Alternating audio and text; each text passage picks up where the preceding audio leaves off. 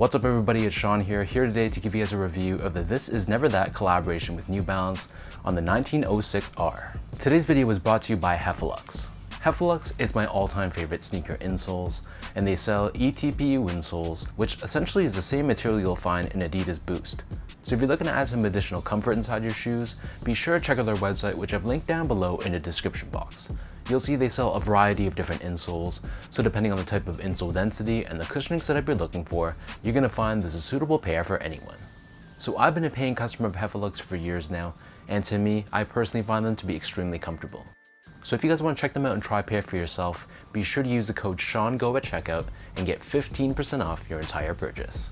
So this right here is the latest collaboration between South Korean streetwear label Thisisneverthat with New Balance. This collection is called the 2022 Downtown Run, and it consisted of a bunch of apparel along with 2 shoes, 1 pair of the 2002R, and this one, the 1906R. So these released a few weeks back in August for a price of $150 US or 195 Canadian dollars, and the official colorway for this shoe is Rain Cloud, Metallic Silver, and Gray. And the style code for this shoe is M1906RTI.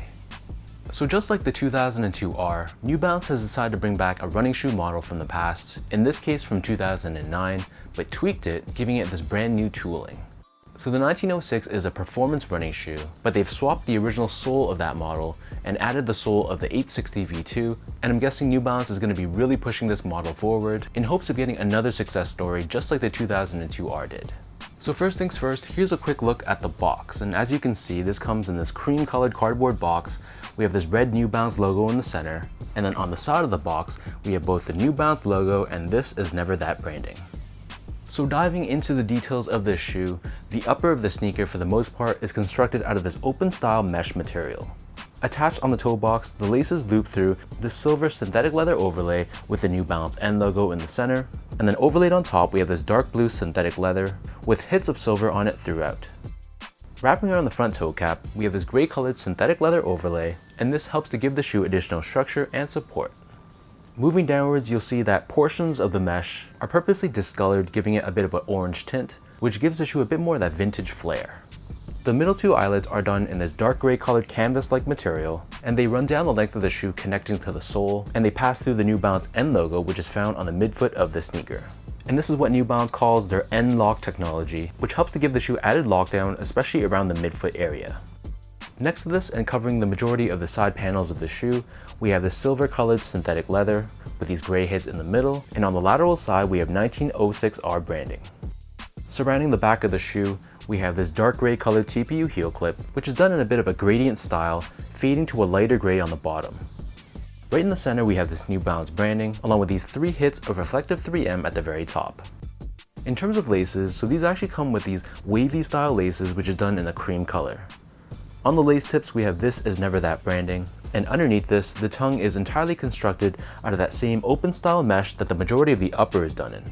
And then running down the center, we have the synthetic leather overlay with New Balance running branding done in a combination of silver, red, and black. The interior of the shoe is lined in a light gray colored mesh, and it's decently padded around the ankle collar area.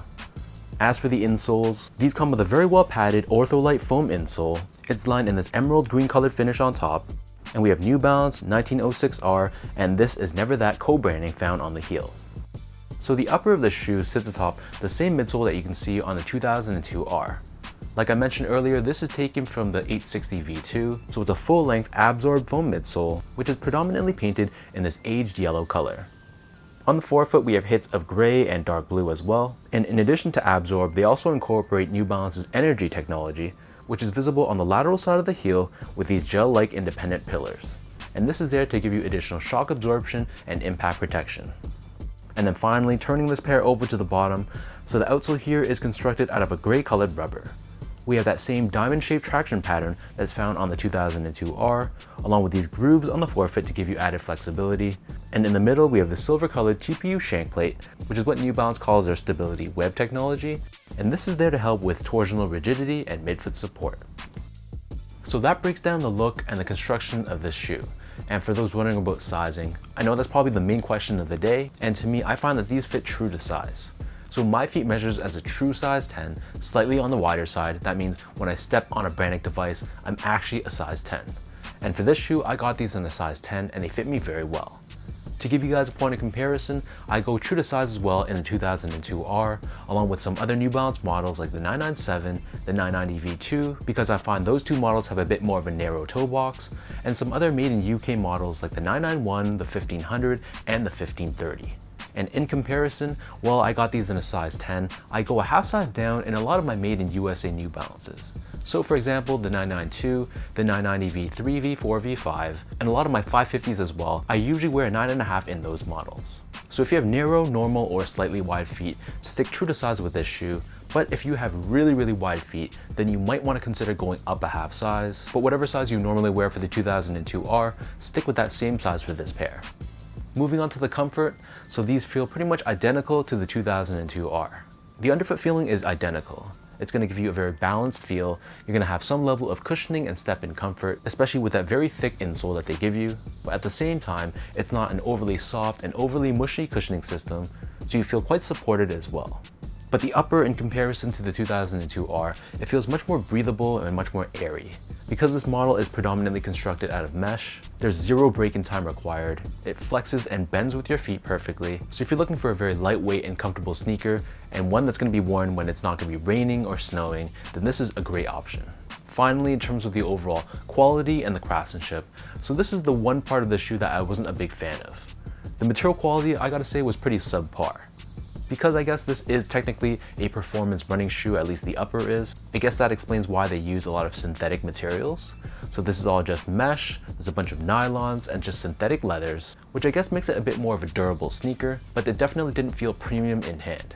But from an overall craftsmanship and build standpoint, I thought this was pretty solid. This pair is made in Vietnam, so it's not a made in USA or UK model, but the overall build and the construction I thought was flawless. I had no problems at all that I could see with my eyes.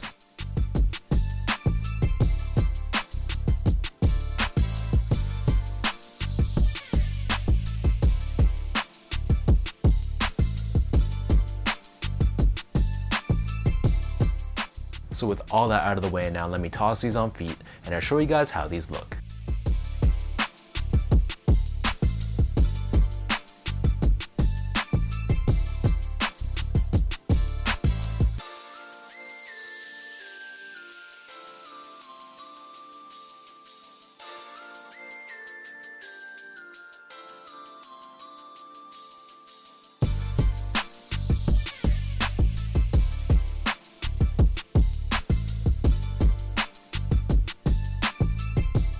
You can see, even as of right now, New Balance is really going to try to push the popularity of this model.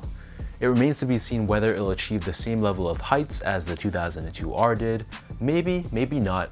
If I had to guess, I don't think it'll reach that same level of popularity, but I think it'll still do decent on the market. If I had to predict, I'm thinking New Balance is going to give us a ton of collaborations on this model to really hype up the shoe, and I think there's already been leaks of the upcoming Size UK collab on this shoe. But whether you love it or hate it, I'm not mad at all. While I do prefer the 2002R over this, I think it's still great to have different options. I just like how the 2002R has a bit more of a premium and elevated feel, especially from a material standpoint, whereas this shoe gives off more of that performance running vibe, and it draws more similarities, in my opinion, to an Asics shoe, for example. So let me know in the comment section down below what you guys think about this Thisisneverthat New Balance 1906R. What are your overall thoughts on this collaboration? Between this one and the 2002R, which of the two do you guys prefer? And did you guys manage to grab these? Did you take an L and pay resale for these, or did you just pass altogether? If you guys like this video, be sure to like, comment, and subscribe to my channel if you haven't yet. You can follow me on Instagram at sgo8, check me out on Twitter at sean.go, and visit my website at seango.ca. So until next time, thanks so much for watching. Hopefully you guys enjoyed this review. Hopefully it helped you in some way, and I'll catch you guys all in the next one.